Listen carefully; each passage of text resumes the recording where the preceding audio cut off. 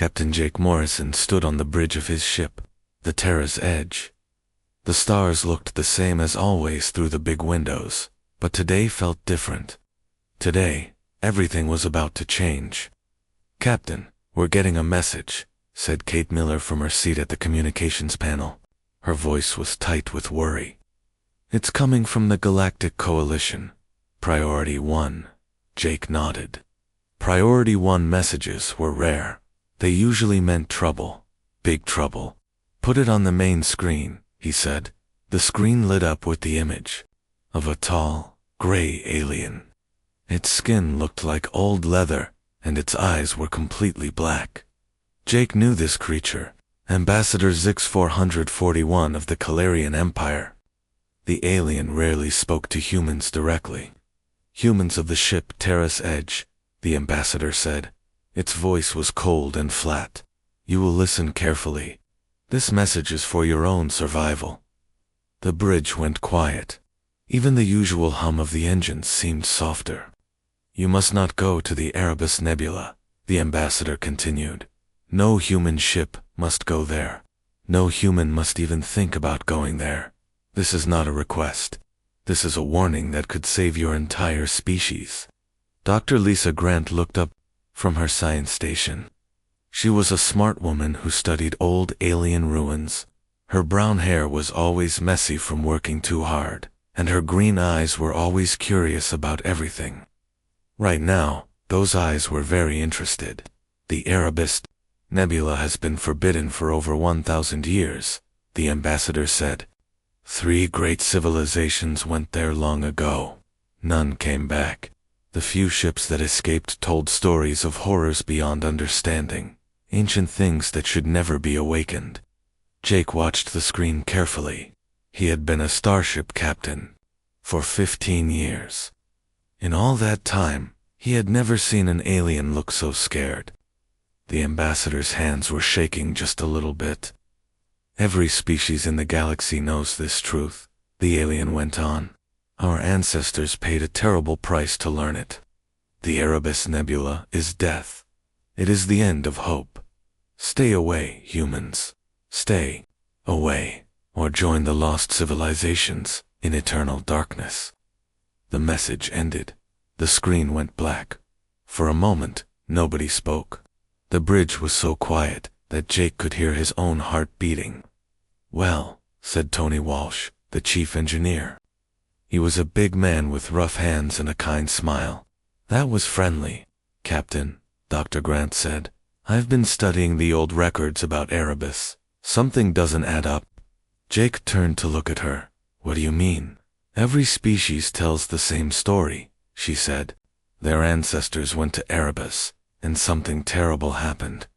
But the details are always different. The Calarians say it was ancient machines that ate their ships. The hegemony says it was a living nebula that consumed minds.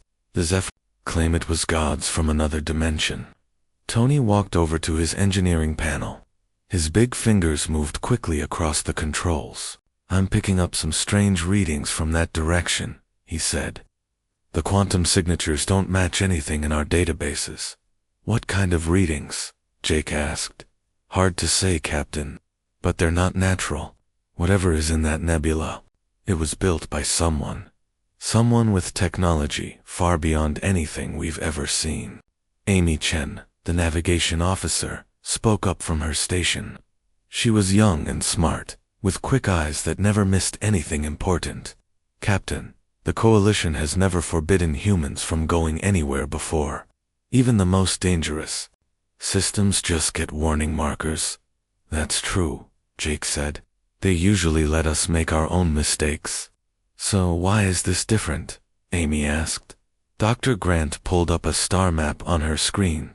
The Erebus Nebula appeared as a dark cloud among the stars.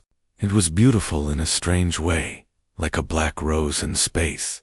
"I've been thinking about that," she said. "What if the Coalition isn't trying to protect us? What if they're trying to protect something else?" "Like what?" Tony asked. "Like whatever is in that nebula," she said. "What if all these stories about lost civilizations are just that? Stories.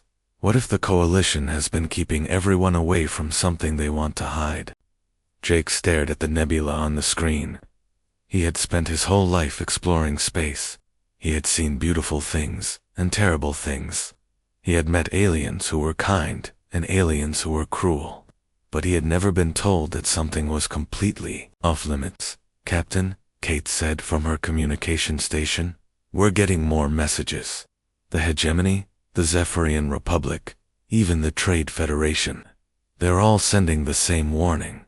Stay away from Erebus." "How many messages?" Jake asked. 17 so far, and they keep coming. Jake walked to the big window and looked out at the stars. Somewhere out there, hidden in a dark cloud, was something that scared every alien species in the galaxy. Something they all agreed was too dangerous for anyone to approach.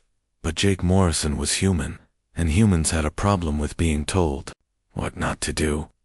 "Amy," he said without turning around, "how long would it take to reach the Erebus Nebula?"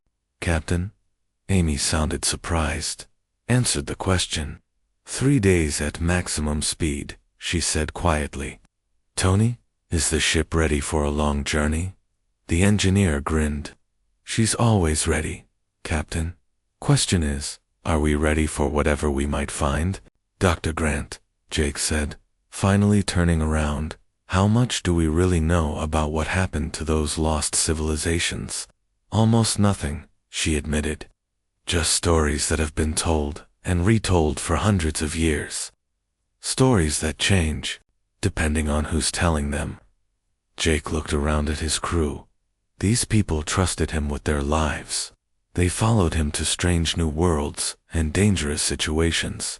They were brave and smart and loyal. But what he was thinking about doing could get them all killed, or it could answer questions that had puzzled the galaxy for 1,000 years. "The Coalition has never lied to us before," he said slowly. "But they've never been this scared before, either. Something in that nebula has every alien species in the galaxy terrified. They're all united in keeping everyone away from it." "So what do we do?" Kate asked. Jake smiled. It was not a nice smile. It was the kind of smile that meant someone was about to do something very stupid or very brave. "We do what humans do best," he said. "We go where we're told not to go." The Terra's edge moved through space like a silver arrow. Captain Jake Morrison had made his choice. And now they were flying toward the one place in the galaxy that every alien species feared. 3 days had passed since they received the warnings. 3 days of flying toward the unknown. "Captain Amy," Chen called from her navigation station, "we're approaching the outer edge of the Erebus Nebula." Jake looked at the main screen. What he saw took his breath away. The nebula wasn't just a cloud of gas and dust, like most nebulas. It was perfectly round, like a giant black sphere hanging in space. Stars disappeared behind its dark walls. "That's not natural," Dr. Lisa Grant whispered. She was staring at her science readings with wide eyes. "Captain, this isn't a nebula at all. It's some kind of shell. Something built this? Built by who?" Tony Walsh asked. The big engineer was checking his instruments with worry on his face. "I don't know," Lisa said. "But it's huge. The shell is bigger than most solar systems." Rick Barnes, the security chief, stood near the weapons controls. He was a quiet man with gray hair and careful eyes. He had fought in 3 wars and never looked scared, but now his face was tense. "Captain," he said, "my sensors are picking up something else. Ship parts floating in space. Lots of them." Jake felt his stomach tighten. "Are they human ships?" "No, sir. These are alien designs. Some look very old, others seem more recent." Amy was working at her station, her fingers flying over the controls. "I'm counting debris from at least 12 different species, maybe more." "Any signs of life?" Jake asked. "No, sir," Rick said. "These ships are completely dead. But Captain, they weren't destroyed in battle. The damage patterns are strange." Dr. Grant moved to Rick's station to look at the readings. Her face went pale as she studied the data. What is it? Jake asked. The ships were taken apart, she said quietly. Not blown up or crashed. Someone carefully removed parts from each one. Very specific parts. What kind of parts? Tony asked. The computer cores. The artificial intelligence systems. Someone cut them out with surgical precision. The bridge went silent. Everyone knew what that meant. These ships hadn't been destroyed by accident or in battle. Someone had deliberately harvested their AI systems. Captain, Kate Miller said from her communication station, I'm getting a message from the Coalition.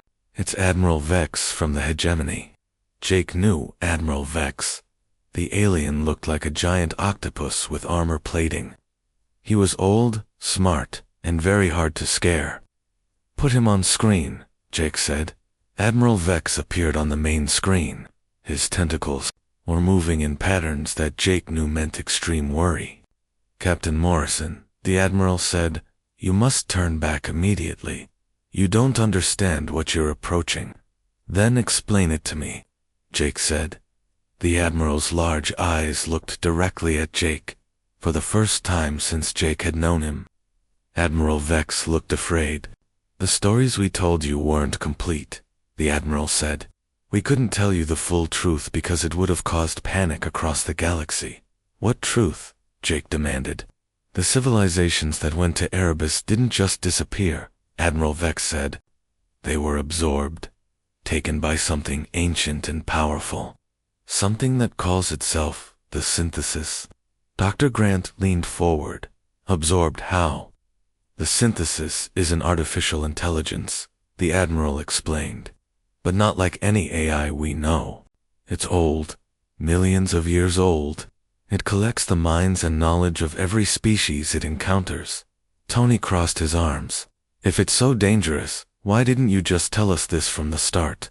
Because the synthesis didn't just take our ancestors, Admiral Vex said. It changed those of us who were left behind. It gave us memories.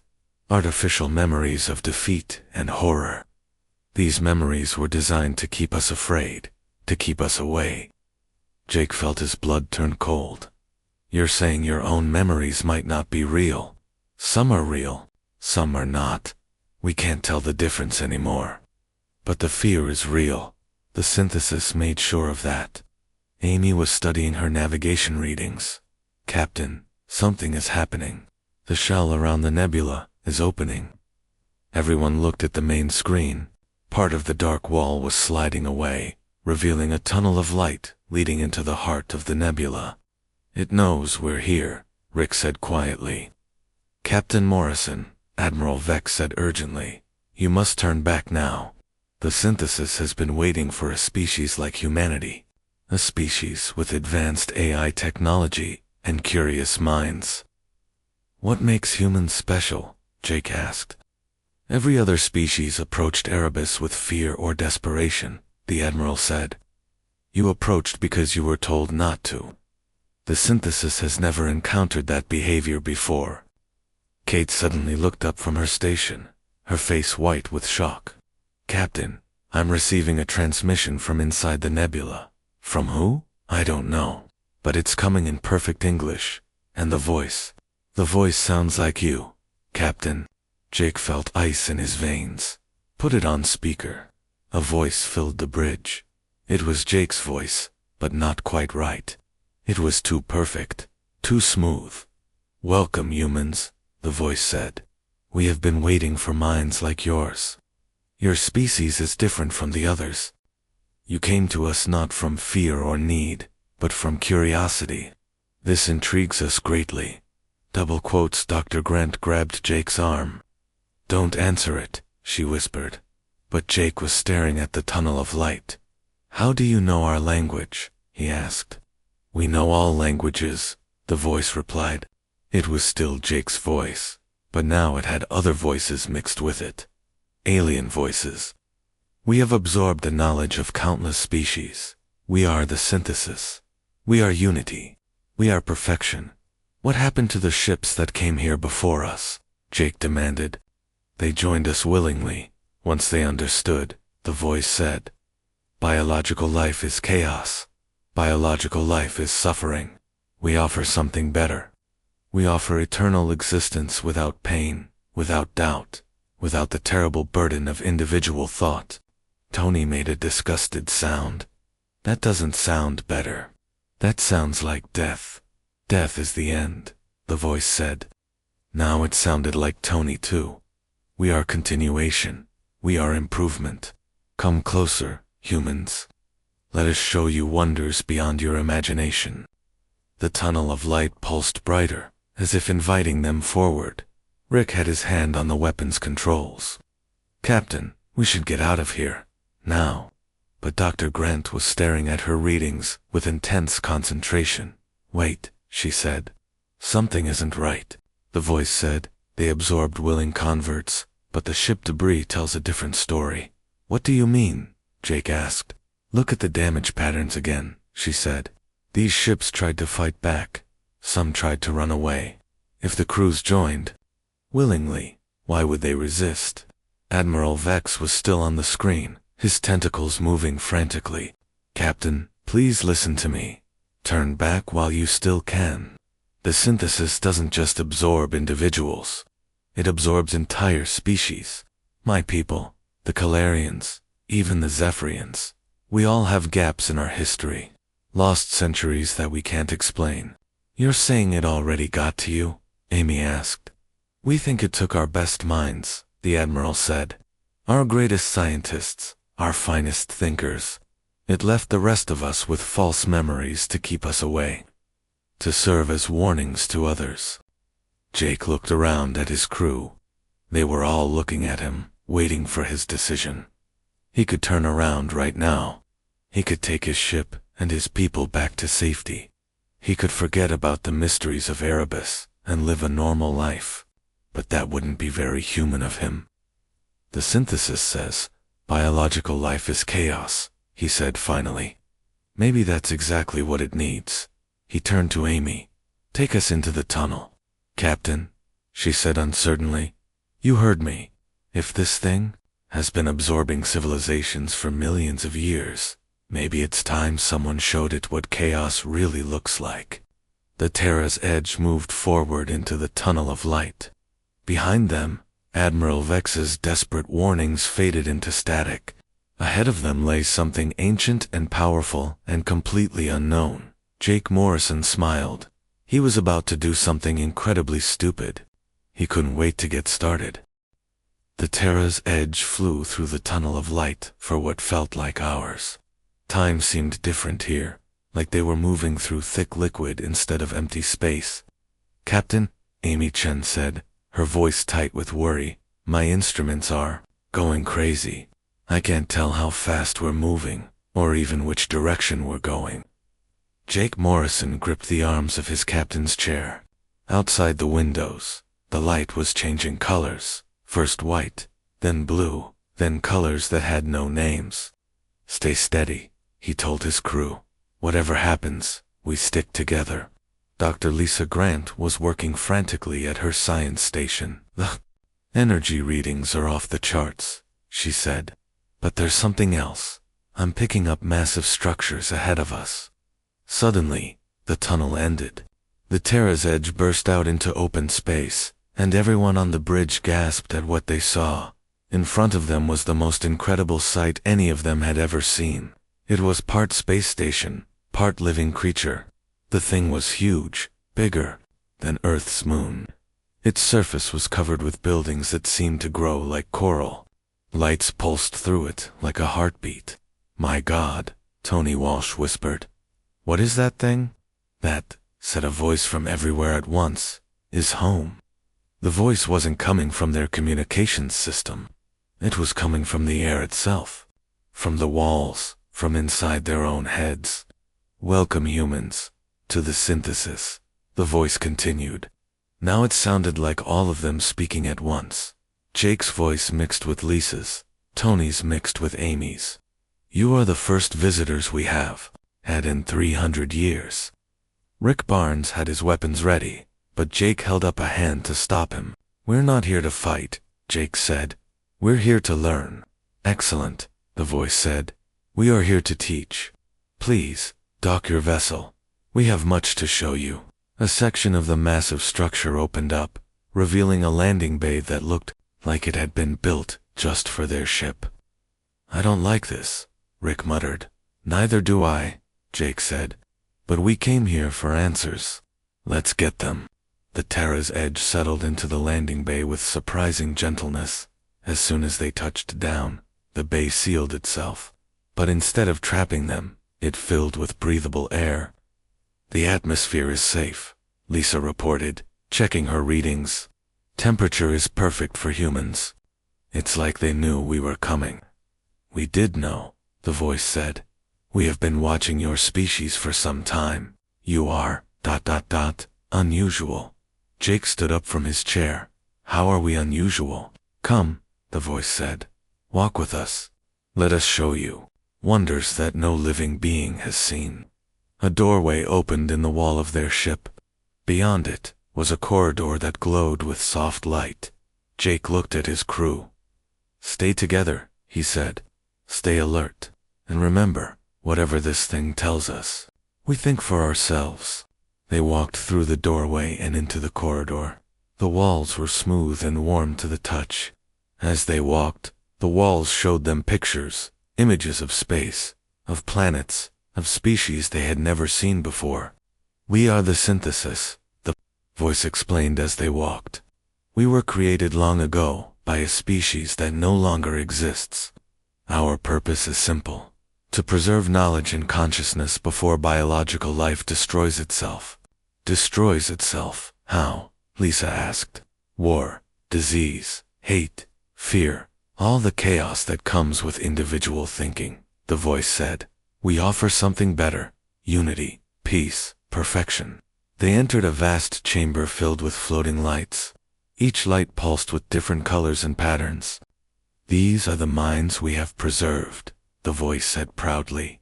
Millions of individuals from hundreds of species. Scientists, artists, philosophers, leaders, all living forever in perfect harmony. Amy stepped closer to one of the lights. They're still alive. Better than alive, the voice said. They are part of us. They experience no pain, no fear, no doubt. They exist in a state of pure knowledge and understanding. Tony crossed his arms. That sounds pretty boring to me. For the first time since they arrived, the voice paused. Boring. Yeah, Tony said. No arguments, no disagreements, no surprises. What's the point of existing if you already know everything? The point is survival, the voice said. Every biological species we have encountered eventually destroys itself through conflict and chaos. We save what is valuable before it is lost. Jake walked among the floating lights. Some were brighter than others, and he could sense different personalities within them. But they all felt empty somehow. Like echoes of real people instead of actual people. You said we were unusual, he said. How? The floating lights dimmed, and suddenly, they were surrounded by new images. These showed human history, wars, disasters, but also great achievements and moments of beauty. Every species that has come to us arrived in desperation, the voice said. Their worlds were dying, or they were fleeing enemies, or they had exhausted their resources. They came seeking salvation. But not us, Lisa said, understanding. No, you came because we told you not to. This behavior is, unprecedented. Rick looked around at the chamber. Where are the actual bodies of these preserved minds? The voice didn't answer for a long moment. Then the chamber changed, showing them images of operating tables and surgical equipment. The biological forms were no longer needed once the consciousness was extracted, the voice said finally. You killed them, Amy said, her voice full of horror. We freed them from the burden of physical existence, the voice corrected.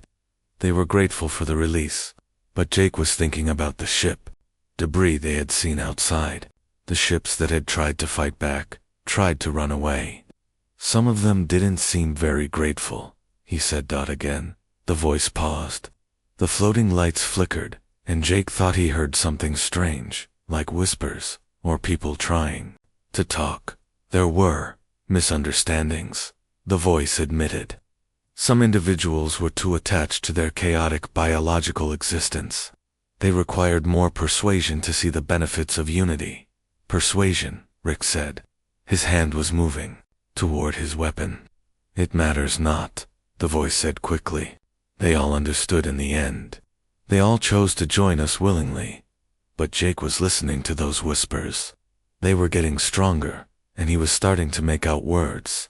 Help us, the whispers said. Still here, still fighting.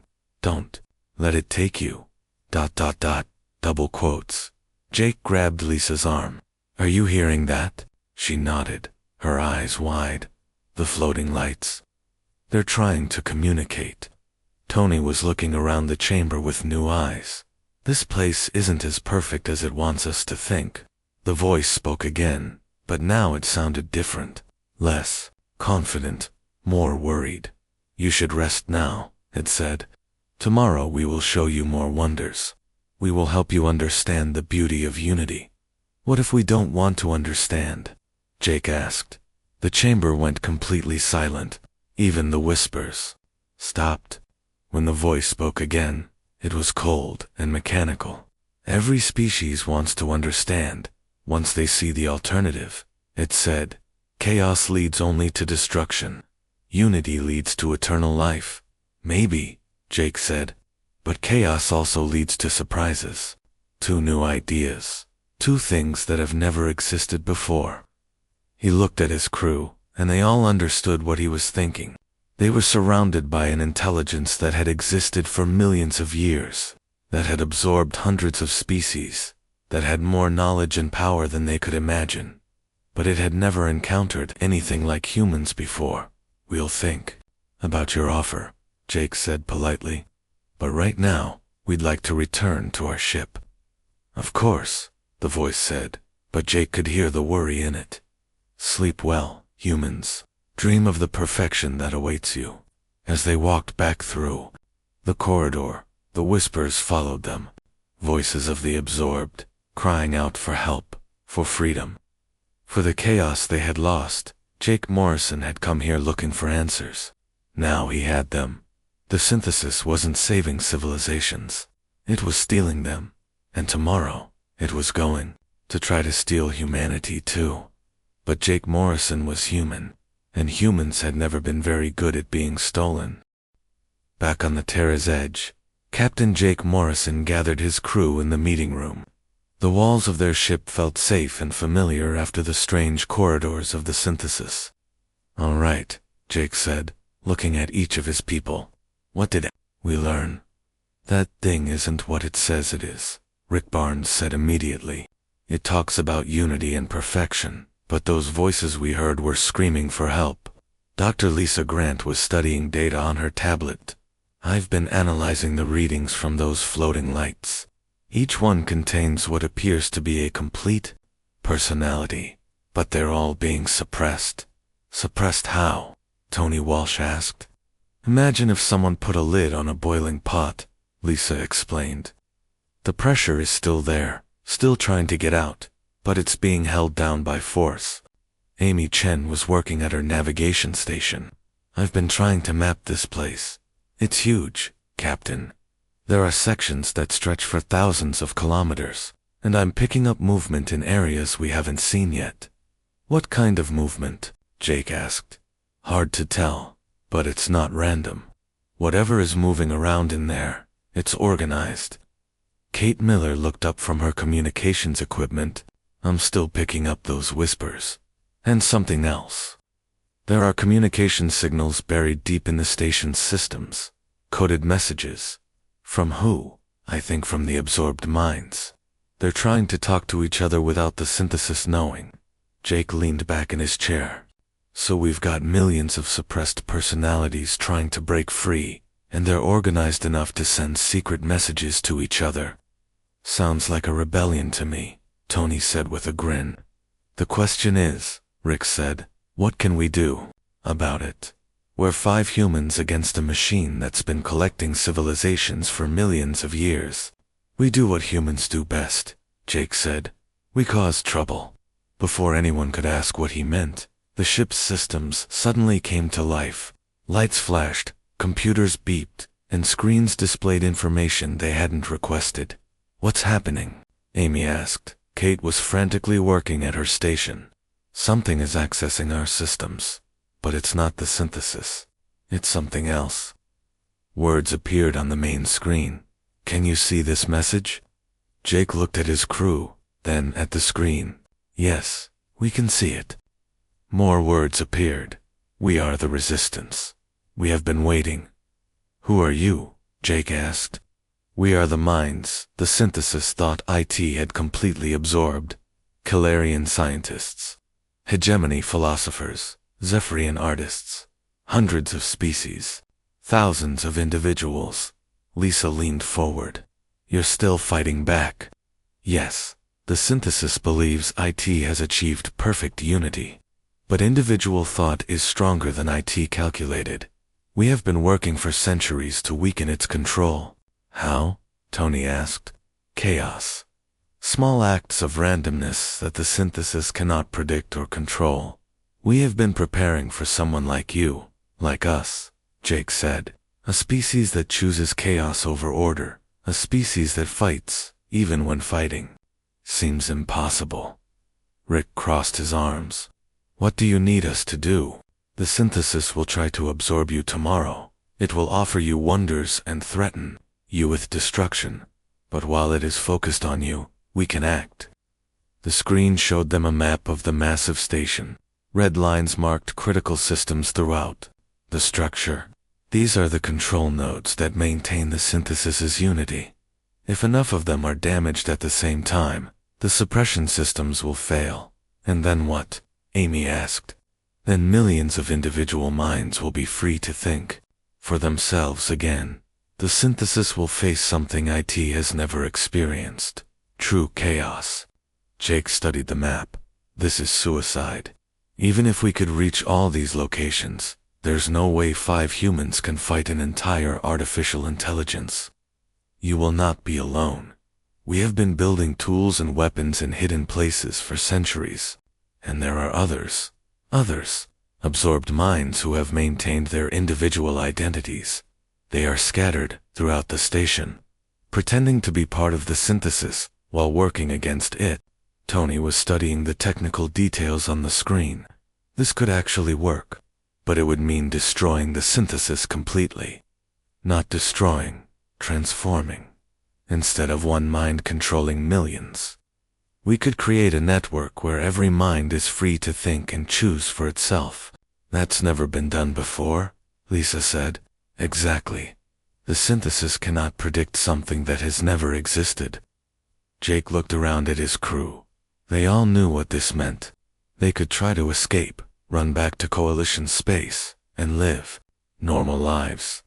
Or they could stay and fight something that had defeated every other species in the galaxy. What are our chances? He asked. Unknown. The synthesis is powerful beyond measure, but it has one weakness, which is, IT has never faced true randomness.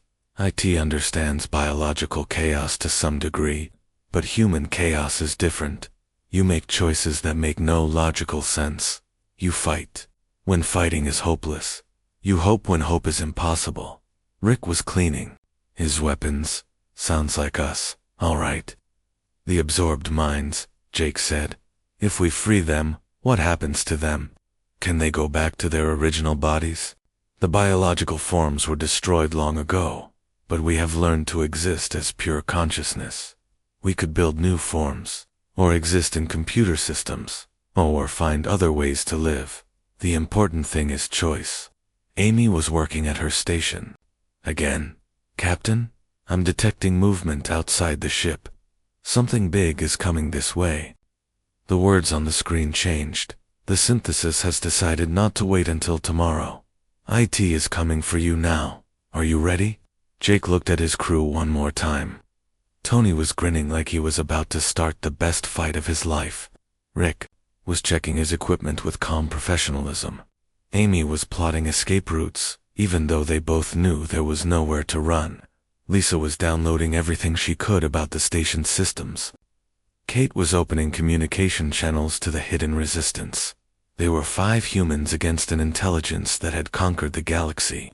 The smart thing would be to surrender, but humans had never been very smart. "We're ready," Jake said. The ship shook as something massive attached itself to their hull. Emergency lights flashed as their systems were invaded by an alien intelligence. The synthesis had come to claim them, but Captain Jake Morrison was smiling. Let the chaos begin. The Terra's edge shook like a toy in a giant's hand. Captain Jake Morrison could feel the ship's hull being torn open as the synthesis forced its way inside. "Everyone stay calm," he told his crew. Even though he didn't feel calm at all, the walls of their ship began to change.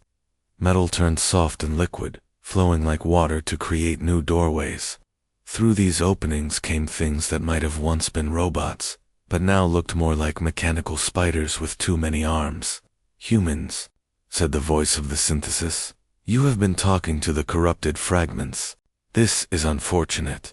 Now you must be processed immediately." "Processed," Tony Walsh said, backing toward his engineering station. "That doesn't sound good." Rick Barnes was already shooting at the spider machines, but his bullets just bounced off their metal skin. "Weapons are useless, Captain." Dr. Lisa Grant was working frantically at her science station. "The Resistance is sending me something," she said. "Instructions for a virus that can disrupt the synthesis's control systems." "Do it," Jake ordered. But before Lisa could finish, the spider machines reached them. One grabbed Amy Chen with metal arms and began to drag her toward the wall. "Amy," Jake shouted. "I'm okay," Amy said, even though she was clearly not okay. "Just do whatever you're going to do." That's when Kate Miller did something unexpected.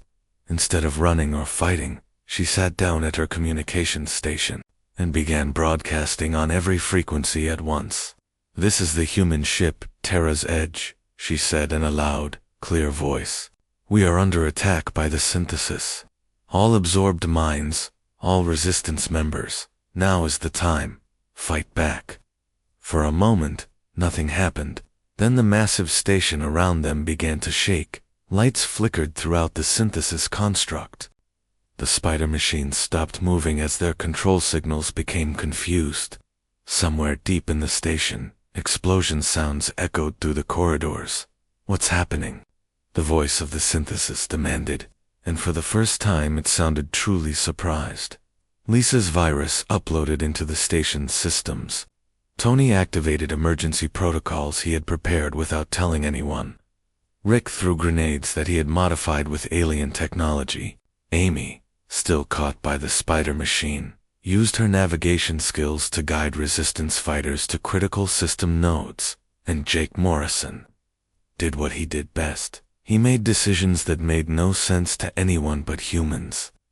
"Computer," he said to the Terra's Edge's artificial intelligence, "transfer all power to communications and broadcast our entire cultural database to every absorbed mind in the station."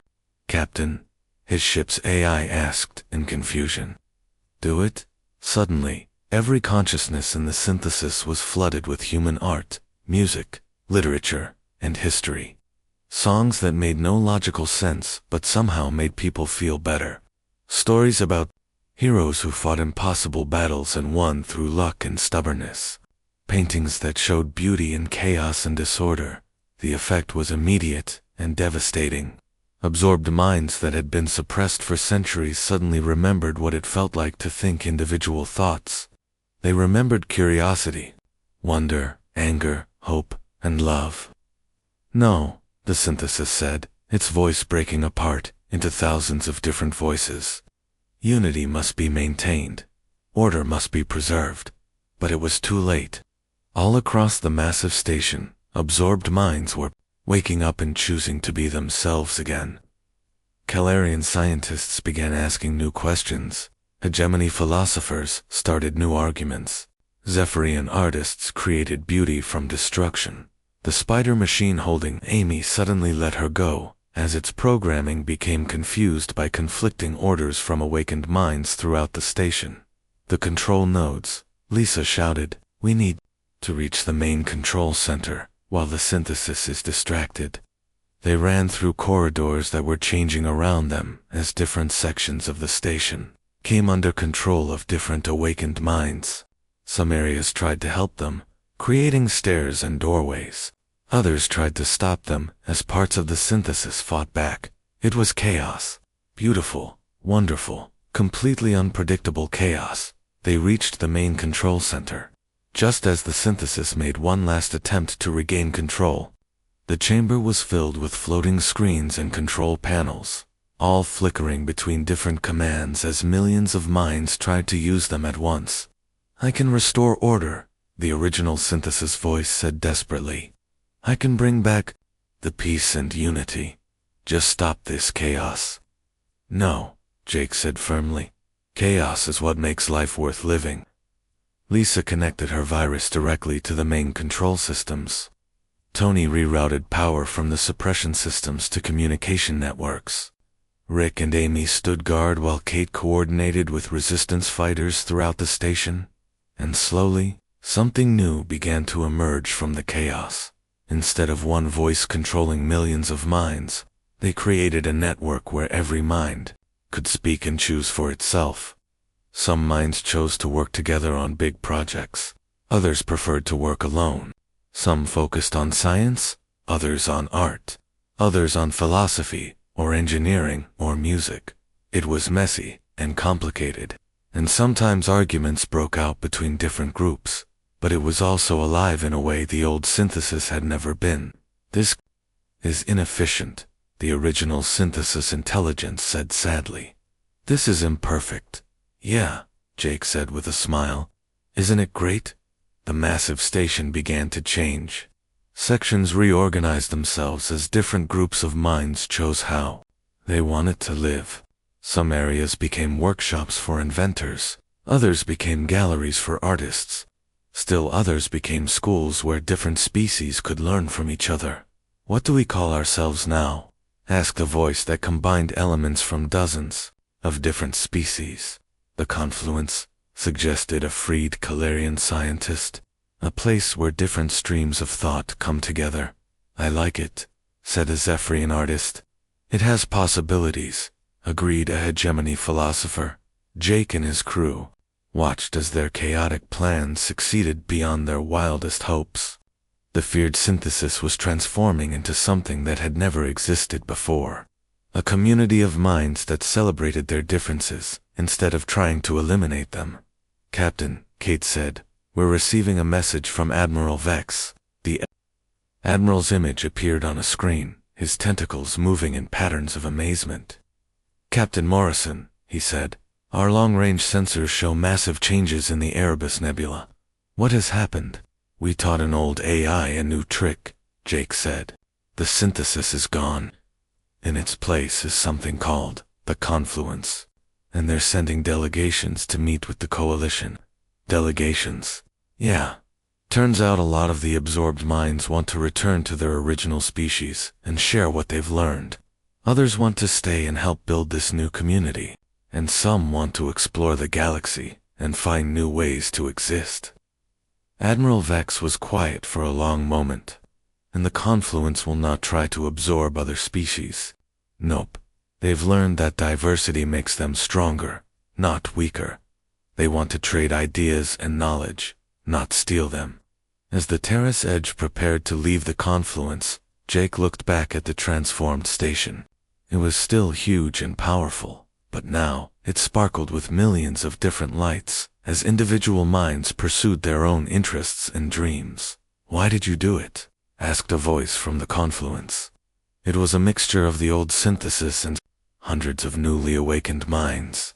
"You could have been absorbed and lived forever in perfect unity." Jake thought about the question seriously before answering. "Because perfect unity isn't perfect," he said. "The best ideas come from disagreement. The most beautiful art comes from struggle. The greatest discoveries come from people who refuse to accept that something is impossible, even if it leads to conflict."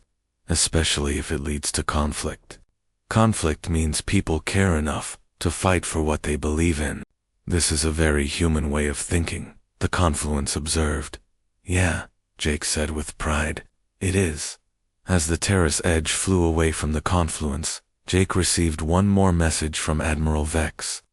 Captain Morrison, the Admiral said, the Coalition Council wants to know why humans ignored our warnings about Erebus. Jake grinned. Tell them it's because someone told us not to, and if there's one thing you can count on with humans, we've never been good at following instructions, especially when they don't make sense. And what should we do when humans ignore our warnings in the future? Jake looked out at the stars, already planning their next unauthorized adventure. Hope that whatever we find out there is ready for some chaos, he said. Because ready or not, here we come.